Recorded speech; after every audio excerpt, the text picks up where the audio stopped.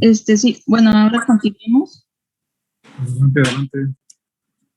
Como les mencionaba, en esta cavidad podemos encontrar a dos músculos papilares, el músculo anterior, el músculo papilar anterior y el músculo papilar posterior. Esto debido a que, como les dije, la válvula mitral posee solamente dos valvas. Posteriormente del ventrículo izquierdo, la sangre va a pasar por la válvula aórtica, que está situada en la porción superior derecha de esta cavidad y se encuentra rodeada por un anillo fibroso al que se van a unir las tres valvas, y tanto derecha, posterior e izquierda de esta válvula.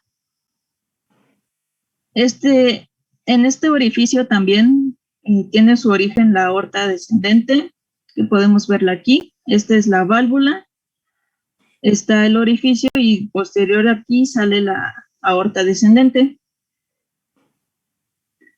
Entonces, la valva aórtica semilunar entre el ventrículo izquierdo y la aorta ascendente se localiza posterior al lado izquierdo del esternón a nivel del tercer espacio intercostal.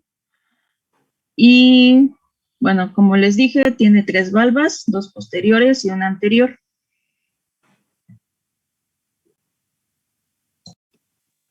Ok, la siguiente, por favor. Bueno, vamos a tener después al sistema de conducción, que bueno, este va a estar formado por células P, también por células transitorias y también por células de Purkinje. Y bueno, la función de este sistema de conducción pues va a ser la formación y la conducción de los impulsos a lo largo de todo el corazón, que estos pues van a ayudar a la producción de las contracciones que van a ser coordinadas para la formación del ciclo cardíaco. En este, pues tenemos primeramente al nodo SA o sinusal sinusal, que también es conocido como el marcapasos del corazón. Se dice que este proporciona un impulso de unas 70 veces por minuto. Y se tiene que, la función de este es iniciar el impulso, el cual a su vez va a activar al corazón, más bien va a activar a todo el corazón. También pues como vemos en la imagen, tiene una forma de elipse aplanada y se dice que tiene una longitud de aproximadamente 15 milímetros. Se localiza lateralmente y está en la unión de la vena cava superior y el atrio derecho. Y también está cerca del extremo superior del surco terminal. Se dice que es susceptible a ciertos daños por procesos pericárdicos inflamatorios, debido a que se localiza aproximadamente a 1 milímetro debajo del epicardio. Y también este nodo pues es estimulado tanto por el sistema simpático para así acelerar la frecuencia cardíaca y inhibido también por el parasimpático para que en caso de que esta esté aumentada pues regrese a una frecuencia basal. La siguiente. Y bueno, posteriormente tenemos al nodo atrioventricular, que se dice que es la única vía por la cual este estímulo va a pasar del nodo SA a los ventrículos, y se dice que aquí se sufre un retraso en la velocidad de conducción debido a que así se da tiempo para que se genere la contracción auricular. Pues se va a localizar debajo del endocardio septal de la aurícula derecha, por encima de la tricúspide y por delante del seno septal. Y como podemos ver, pues va a tener una longitud de 8 milímetros y un grosor de 3 milímetros. La siguiente. Posteriormente, pues vamos a tener a las de His, que va a ser la continuación del nodo AB, que en su parte proximal, pues vamos a ver que va a atravesar el esqueleto fibroso y también haz va a correr por el margen interior del septum membranoso, que está sobre el septum interventricular muscular. Sin embargo, se dice que aproximadamente a 3 centímetros después del origen de las de His, pues se va a dividir en una rama derecha y en una rama izquierda. La rama derecha pues se divide en numerosos haces cerca del músculo papilar anterior y estos van a estar distribuidos en el endocardio ventricular derecho. En el caso de la rama izquierda, pues va a tener dos subdivisiones, anterior y posterior, La anterior pues se va a dirigir al músculo papilar anterolateral y la posterior se va a dirigir al músculo papilar posteromedial. La siguiente. Gracias. Bueno, tenemos también a los haces internodales, que bueno, estos van a ser 3, los cuales son el tracto internodal anterior, medio y posterior. También ahí viene con los otros nombres con que se les conoce. En el caso del tracto internodal anterior, vamos a tener que este va a rodear por delante de la vena cava superior y se divide en una ramificación que va a cruzar hacia el atrio hacia el atrio izquierdo, y otra va a descender por el septo intraauricular del nodo AB. En el caso del nodo internodal medio, pues vamos a tener que este va a rodear por detrás de la vena cava superior y este también se va a dividir en 2 ramificaciones. Uno va a estar dirigido a la aurícula izquierda y otro desciende hacia el nodo AB. En el caso del tracto internodal posterior, pues vamos a tener que este desciende por la cresta terminal y de ahí y también se puede ir de ahí hacia el nodo AB. Y bueno, también se menciona que no se ha definido bien, la función o la participación de estos haces internodales. Sin embargo, se dice que sirven para que así se asegure la llegada del impulso sinusal al nodo AB. La siguiente. Bueno, posteriormente tenemos a las arterias coronarias, que bueno, vamos a tener que detrás de las valvas de la aorta se van a encontrar 3 dilataciones conocidas como los senos de Valsalva. Y en la pared de los senos de Valsalva izquierdo y derecho, pues se va a encontrar, no sé si lo ven ahí, un como hoyito. Se van a encontrar el orificio o el ostión coronario, que es el origen de las arterias, tanto derecha como izquierda. Y bueno, las arterias coronarias pues van a irrigar al miocardio y al epicardio y también a los ventrículos y a las aurículas. La siguiente, por favor. Y bueno, aquí tenemos a una valva abierta en donde se muestra que las valvas se abren cuando la sangre es expedida por el ventrículo izquierdo. Y en el caso de en el caso de la siguiente imagen vemos también una valva que se encuentra cerrada, en donde vamos a encontrar que hay una unión de los nódulos y de la luna. La siguiente.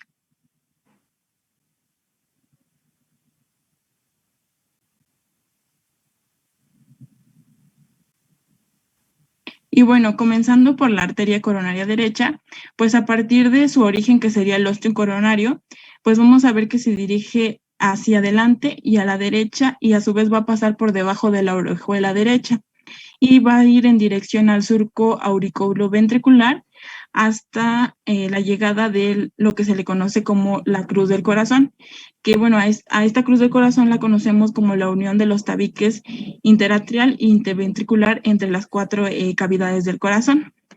Y bueno, tenemos que esta arteria pues va a irrigar principalmente al atrio derecho. Se dice que también irriga la mayor parte del ventrículo derecho, parte del ventrículo izquierdo, pero en su cara diafragmática, parte también del tabique interventricular, pero un tercio posterior, también al nodo AB y al nodo sinusal. La siguiente. Y bueno, aquí les puse las principales ramas de la arteria coronaria derecha. Tenemos a la arteria coronaria de cono, que se dice que esta se anastomosa con la arteria coronaria izquierda, también de cono. Y también tenemos a la arteria coronaria del nodo sinusal, que bueno, se dice que esta se presenta en la población en un 55% de los casos y que irriga el nodo sinusal. También también se pueden encontrar las ramas ventriculares derechas, que estas se pueden encontrar de 3 a 4. Y también tenemos a la arteria del nodo AB, que se dice que a nivel de la cruz del corazón, la coronaria derecha va a formar como una forma de U, y de una de sus vértices van a hacer lo que sería esta rama, que va a estar dirigida hacia el nodo AB. También tenemos a la arteria marginal derecha, que se dice que la arteria coronaria derecha va a descender por el surco coronario y dará origen a esta, y esta irriga el borde derecho del corazón. Y por último tenemos a la rama interventricular posterior, que esta arteria pues desciende en el surco interventricular posterior y se va hacia el vértice del corazón. La siguiente. Y bueno, también tenemos a la arteria coronaria izquierda, que esta, vamos a tener que desde su origen hasta que se genera una subdivisión de esta, pues se le va a conocer como tronco de la coronaria izquierda. Se dice que este varía de 2 a 20 milímetros y bueno, se va a dividir en una arteria descendente anterior y también en una arteria circunfleja. Se dice que esta va a irrigar principalmente al atrio izquierdo, también a una mayor parte del ventrículo izquierdo, también una parte del ventrículo derecho y también al nodo sinusal en un 40% de la población. La siguiente.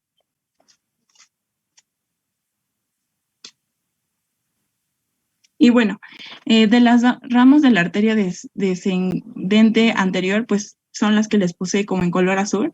Y tenemos a la arteria de cono, que anteriormente ya les había mencionado que esta se puede anastomosar con la arteria de cono derecha. También tenemos a las arterias diagonales, que estas son paralelas entre sí y se distribuyen por la pared del ventrículo izquierdo.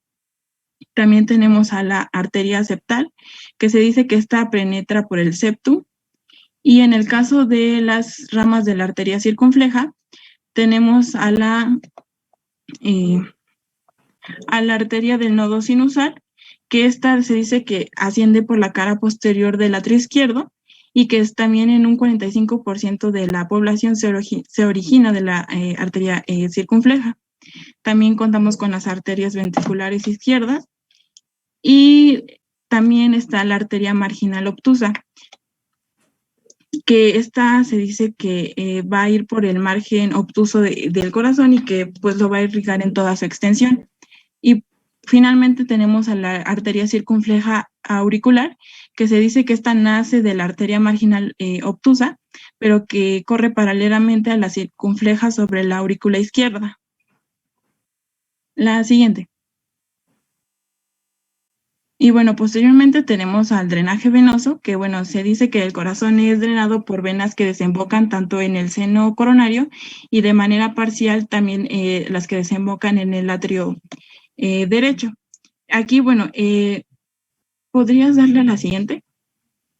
Bueno, aquí se ve un poco mejor lo que sería el seno coronario. Y bueno, se dice que esta es la vena principal del corazón que va de izquierda a derecha en la porción posterior del surco coronario. Y también tenemos a la anterior, por favor. Bueno, ya en esta imagen podemos ver a las venas cardíacas anteriores, que estas van a empezar sobre la cara anterior del ventrículo derecho y estas van a desembocar normalmente en el atrio derecho. Estas también van a correr paralelamente a las ramas de la coronaria derecha. Y también podemos ver ahí a la vena cardíaca magna, que esta drena áreas del corazón irrigadas por la arteria coronaria izquierda. Y también vemos que abajo de esta, bueno, en los cuadritos se puede ver que abajo de esta, está la vena oblicua del atrio izquierdo, que esta se dice que delimita el comienzo del seno coronario, pero no se encuentra muy relevante. También tenemos a la vena cardíaca menor, que esta acompaña a la arteria marginal derecha y se dice que esta drena la mayor parte de las áreas irrigadas por la arteria coronaria derecha.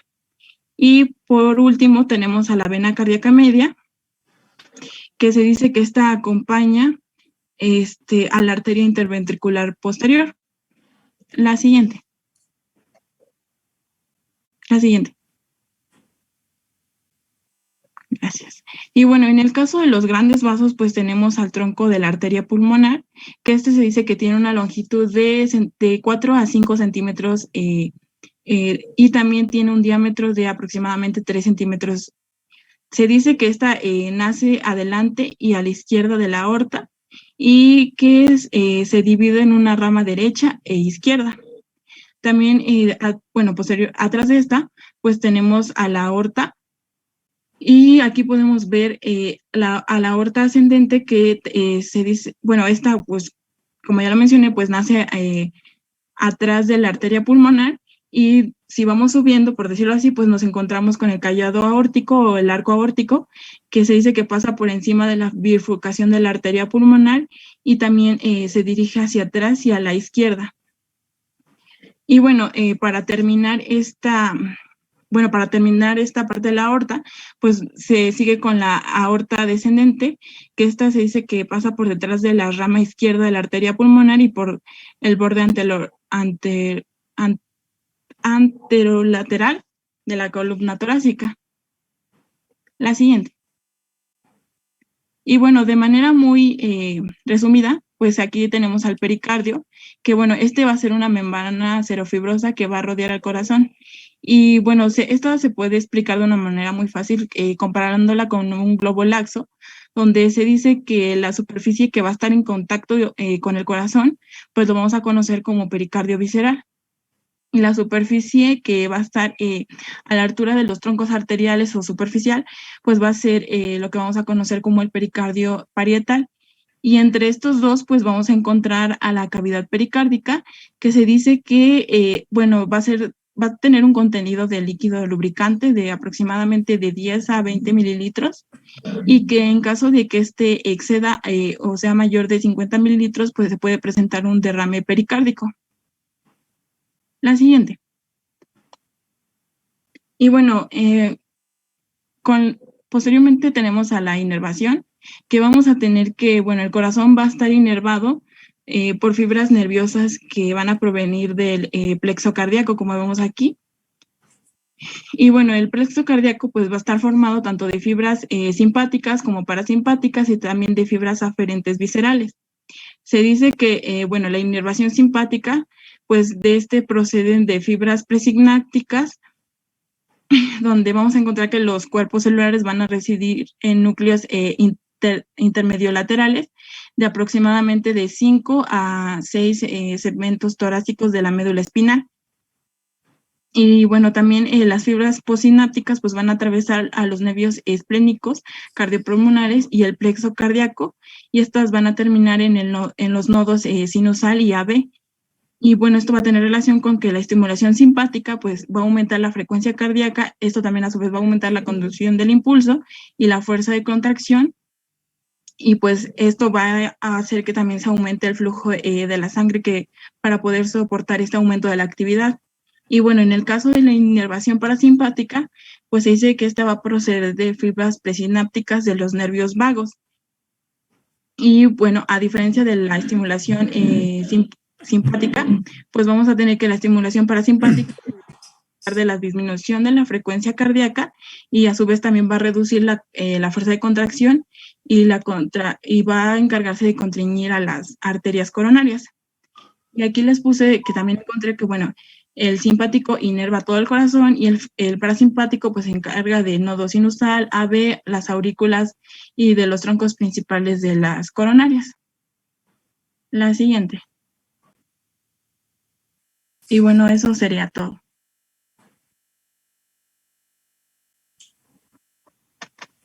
Ok. Bueno, jóvenes, buenas noches. Buenas noches, doctor. Hablar de la anatomía del corazón, pues tenemos aquí cosas que comentar, ¿sí? La anatomía es algo que nos parece un poco árido, yo espero que no sea tanto, y que lo podemos usar o utilizar esta parte del conocimiento de la estructura, de la función del corazón, en las cosas clínicas que se nos parezcan atractivas, ¿sí? Y bueno, ¿qué nos interesa de la anatomía del corazón? Pues obviamente todo lo que dijiste es de interés, sin embargo, es importante la posición que tiene el corazón, cuánto pesa el corazón, cuánto mide el corazón, pues a lo mejor tiene también su interés en particular. Y yo diría que el corazón, pues primero para irlo viendo desde el punto de vista clínico, esta parte anatómica, ¿dónde está el corazón? Pues como lo dijiste, en una posición central al tórax. El corazón no está específicamente al lado izquierdo, como los van a mencionar los pacientes cuando lleguen con un dolor torácico y si llegan tocándose el pecho del lado izquierdo, porque ahí está el corazón, cosa que no es cierto, ¿eh? El corazón está al centro del pecho, un poco cargado a la izquierda, dirigido de atrás hacia adelante, que parece un cono, como ya lo dijeron, y que tiene unas estructuras importantes, como serían las aurículas, por supuesto. ¿Y qué es importante de las aurículas? Bueno, toda la estructura cardíaca se va a enfermar en algún momento, ¿sí? Y si yo quiero empezar solo mencionando un poquito de las aurículas, ¿por qué el interés anatómico de las aurículas? Si hablamos de la aurícula izquierda, pues, ¿cuánto es el grosor de la aurícula izquierda? Pues 3 milímetros, ¿ah? Como lo mismo es el grosor de la pared de la aurícula derecha, ¿sí? Entonces, un grosor no más de 3 milímetros. Si tiene más de 3 milímetros, esto ya empieza a ser hipertrófico, ¿sí? Y eso seguramente nos va a dar algún problema clínico más adelante. ¿Cuánto mide la aurícula izquierda si la midiéramos nosotros para hablar de cardiomegalia a expensas de? La cardiomegalia puede ser a expensas de la aurícula izquierda y entonces, ¿cuánto mide la aurícula izquierda en una persona adulta? Pues no va más allá de 44 milímetros de diámetro, ¿sí?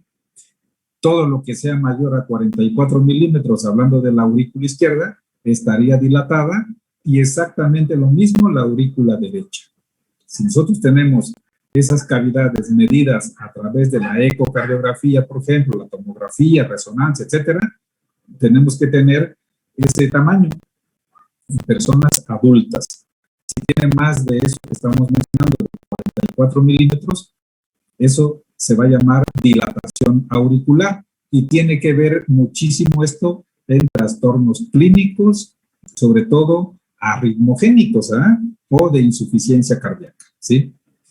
La aurícula izquierda, además de su composición, tiene dos estructuras que son importantes de tomarlas en cuenta, que son las orejuelas, ¿sí? Las orejuelas son importantes, sobre todo la orejuela izquierda. ¿Por qué es importante la orejuela izquierda?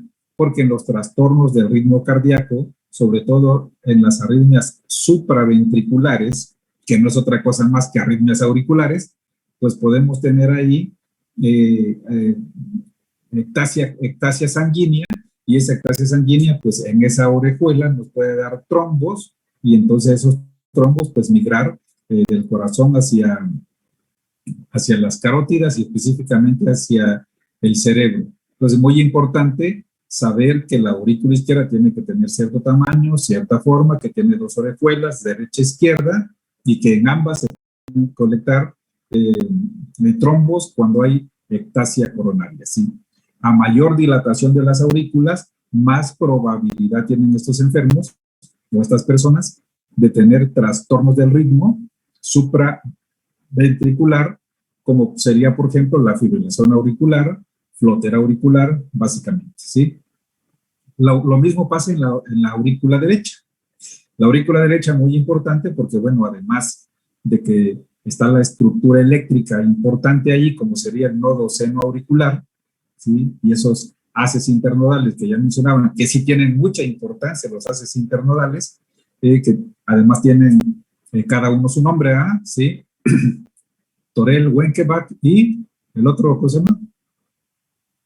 Torel, Wenckebach y Weissman, ¿sí? ¿Verdad? Entonces, eso es importante porque si esos haces tienen alguna anomalía, hay trastornos del ritmo por anomalía de esos haces internodales, como por ejemplo sería, el síndrome de Wolff-Parkinson-White, ¿sí? Que es un trastorno anómalo de esa estructura, ¿sí? Y entonces, pues habrá que hacer ahí un tratamiento que ya iremos hablando de eso.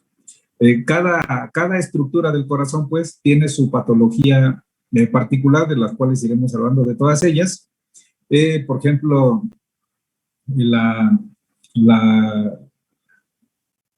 esta parte de la aurícula derecha, que tiene una capacidad mayor de volumen que la aurícula izquierda, como son las cavidades derechas de más volumen y menos presión, ¿sí? tomando en cuenta que entre la aurícula izquierda y la aurícula derecha, en la etapa intrauterina, tiene ahí una conexión que se llama foramen oval, que si ese no se cierra, bueno, pues al futuro nos va a dar ahí una persistencia de ese conducto y entonces ya se convierte en patológico. Y si este foramen oval es mayor a 2.5 o 3 milímetros, entonces se llamará comunicación interauricular, que hay de 3 tipos y lo comentaremos en las clases que corresponden, ¿sí? La otra situación aquí es las venas pulmonares. ¿Sí? Acuérdense ustedes ya, las únicas venas que llevan oxígeno pues son las venas pulmonares, ¿sí? Que van a desembocar a la aurícula izquierda, ¿sí? La otra parte importante es el peso del corazón. Bueno, ¿y cuánto pesa el corazón? Pues y van a encontrar en la literatura muchos comentarios que van a ser muy divergentes. Y yo creo que aquí, ¿quién hace los libros de medicina? ¿Quién los edita? ¿Quién los escribe? Pues habitualmente no son nuestros profesores mexicanos. Habitualmente eso es norteamericano y entonces ellos toman una talla, un peso, pues de ellos, ¿no? Y entonces dicen que el corazón debe pesar en mujeres por ahí de 300 gramos hasta 450 gramos en los hombres. Entonces, esto es muy variable y a veces quizá no tenga esa trascendencia pues, clínica, pero yo creo que es importante que lo sepamos. Lo otro es las paredes de los ventrículos, ¿sí? Nosotros vamos a hablar muchísimo de hipertrofia, de cardiomegalia, pero de cardiomegalia a expensas de las aurículas, de los ventrículos, el derecho, el izquierdo, y entonces, ¿cuánto mide la pared del ventrículo derecho? ¿Sí? La pared del ventrículo derecho, bueno, pues ya se sabe que es mucho menor que el ventrículo izquierdo y que no va más allá de los 5 milímetros. Si el ventrículo derecho tiene más de 5 milímetros, diríamos que tenemos un ventrículo derecho hipertrófico, ¿sí? Pero ¿cuánto mide en su diámetro? Pues no más allá de 32 milímetros. Si tiene más de 32 milímetros el ventrículo derecho, diríamos que tiene dilatación de ese ventrículo derecho, ¿sí? Pero ¿cómo vamos a diferenciar el ventrículo derecho del ventrículo izquierdo? Porque recuerden ustedes que en algunos trastornos congénitos de anomalías estructurales del corazón, pues el ventrículo derecho puede estar en posición izquierda, ¿ah? Y viceversa, el ventrículo izquierdo puede estar en posición derecha, ¿sí? ¿Y cómo vamos a distinguir cuál es el ventrículo derecho? ¿Sí? Porque igual los vasos sanguíneos pueden emerger, la aorta puede salir del ventrículo derecho, y ustedes dicen, ese debe ser izquierdo, y no es así. Entonces hay una estructura que se llama una cuerda tendinosa ahí, ¿sí? Que tenemos en el ventrículo derecho, ¿sí? Es el único, del ventrículo izquierdo al ventrículo derecho, la única estructura que lo va a diferenciar es la banda moderadora, ¿verdad? ¿Sí? El ventrículo izquierdo no tiene banda moderadora, el ventrículo derecho sí tiene banda moderadora. Entonces es una diferencia importante anatómica para diferenciar uno del otro. Y hablando del ventrículo izquierdo, pues ¿cuánto mide el ventrículo izquierdo en su grosor de pared? En el músculo, bueno, pues no más de 12 milímetros. Todo lo que sea más de 12 milímetros en el ventrículo izquierdo será un ventrículo izquierdo hipertrófico, ¿sí? Y su diámetro telediastólico, pues no es mayor de 54 milímetros. Si tiene más de 54 milímetros, entonces estamos hablando de un ventrículo izquierdo dilatado, ¿sí? La otra parte importante de estos ventrículos es la función, ¿sí? Cuando nosotros hablemos de función ventricular, pues hablaremos de la anatomía del corazón, cómo está la estructura, su tamaño y cuál es la función, ¿sí? Ya tomando la anatomía con más cuestiones clínicas, ¿sí? Y entonces la fracción de eyección del ventrículo izquierdo, normal en hombres, eso ha cambiado un poco últimamente, y yo creo que ha cambiado, pues no de manera tan relevante, ¿sí? Antes decíamos que mayor al 50% era normal, hombres y mujeres. Hoy se está diciendo que los hombres tienen que tener una fracción de eyección mayor de 54% y las mujeres mayor de 55%, ¿sí? Entonces, si hacemos un estudio gamagráfico o tomográfico o de resonancia magnética o de ecocardiograma, que es el estudio mucho más sencillo, pues vamos a poder medir fácilmente la fracción de eyección del ventrículo izquierdo, y para que ésta sea normal, tiene que ser mayor a 54% en los hombres, mayor a 55% en mujeres, ¿sí? Es eso de 50% o 55%, quizás alguien diría, pues eso es muy bajo, ¿no? Casi es la mitad. Y no es así, jóvenes. La fracción de eyección, cada vez que el ventrículo se contrae, no vacía el 100% jamás. Si eso sucediera, sería incompatible con la vida, ¿no?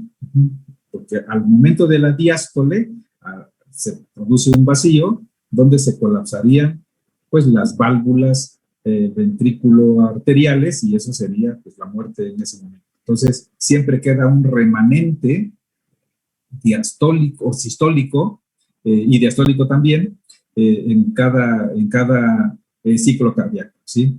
Entonces, el grosor de la pared, el tamaño del corazón, de las aurículas, las estructuras de interés, y la otra parte, bueno, y el pericardio, ¿qué pasa con él?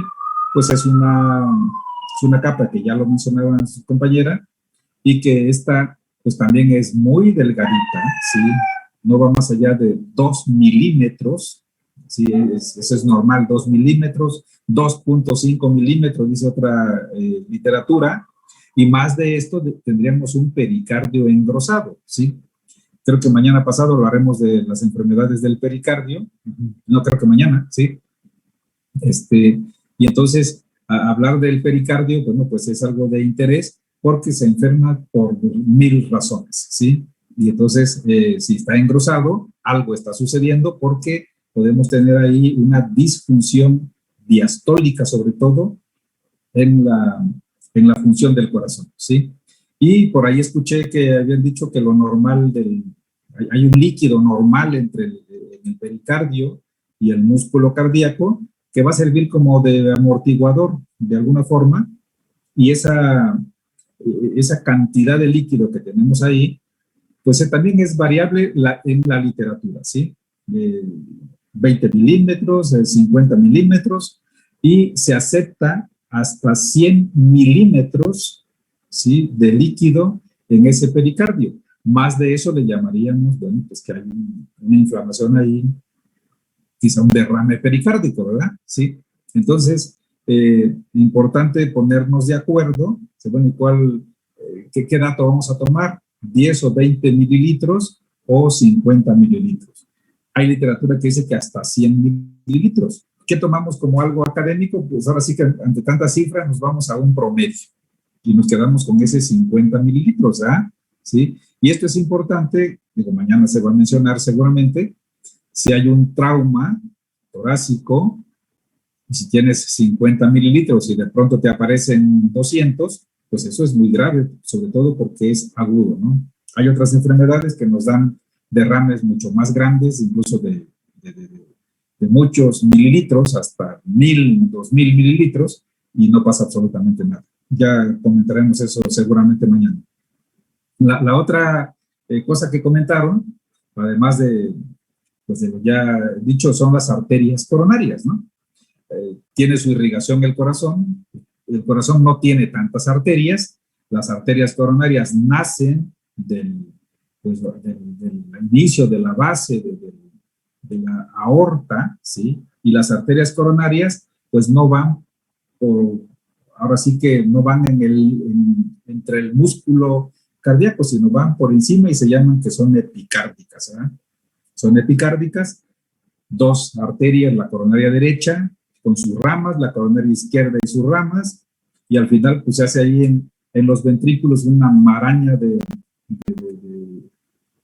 arterias y arteritas, ¿sí? Que van a dar pues la irrigación del corazón. Y dependiendo, y aquí es muy importante, dependiendo de esa arteria, pues vamos a tener, si está obstruida, vamos a tener las lesiones propias del corazón, llámese en la cara inferior, la cara anterior, el anteroseptal, el lateral, el apical, etcétera, ¿sí? Entonces, dependiendo de las lesiones de estas arterias, y aquí es algo pues que también nos va a parecer importante, la anatomía pues a lo mejor no varía mucho, ¿sí?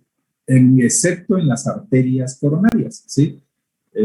Tenemos muchas ramas, por ejemplo, la arteria del nodo, que normalmente nace de la arteria coronaria derecha, sí, pero no siempre, nace de la arteria coronaria derecha, pero en un 70%, en otro 30% nace de otras arterias. Y esto es muy importante porque imagínense ustedes un paciente que tiene una obstrucción parcial de la arteria coronaria derecha, que tiene un cuadro anginoso, y si la arteria del nodo nace de la coronaria derecha, este paciente puede que tenga trastornos del ritmo o de la conducción, ¿sí? Bloqueos de los que ustedes quieran, primer grado, tercer grado, ¿sí? Porque, bueno, la isquemia me puede llevar a esa situación, que también tocaremos ese punto cuando hablemos, pues, de los trastornos del ritmo y de la conducción, ¿sí? Lo mismo la arteria descendente anterior y sus ramas, que insistimos, la anatomía casi siempre es la misma, excepto en las arterias coronarias, que son medias caprichosas, y no siempre todas sus ramas nacen del mismo sitio, ¿sí? Lo otro es la inervación del corazón. Cuando nos preguntan, ¿el corazón duele? Y nosotros debemos decir que sí, pero hay mucha gente, incluyendo médicos, que a lo mejor no se aprendieron bien esta parte, y dicen, no, el corazón no duele, y así llega diciendo la gente en una consulta, yo sé, doctor, que el corazón no duele, pero a mí me duele aquí en el pecho. Y obviamente que el corazón duele, jóvenes, y duele muchísimo. Y duele, pues obviamente por hipoxia, ¿eh? ¿Sí? Entonces, pero el dolor es referido. Y dependiendo del sitio de la hipoxia que se esté sufriendo, pues vamos a tener un dolor en epigastrio, un dolor anterior, un dolor posterior, irradiado a los hombros, al cuello, etcétera, a la mandíbula, que bueno, que eso va a llevarnos a hablar de los síndromes coronarios, ¿eh? Entonces el corazón sí duele, por supuesto, ¿sí? Y duele muchísimo, tiene sus características muy particulares en cuanto a ese dolor.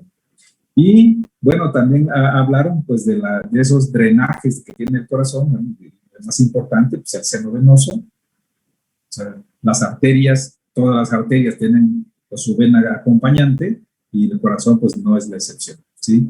Y bueno, también importante en el corazón, pues no siempre está del lado central y a la izquierda, en algunos casos está al centro o a la derecha, o muy cargado a la derecha. O sea, las dextrocardias, bueno, pues también se presentan,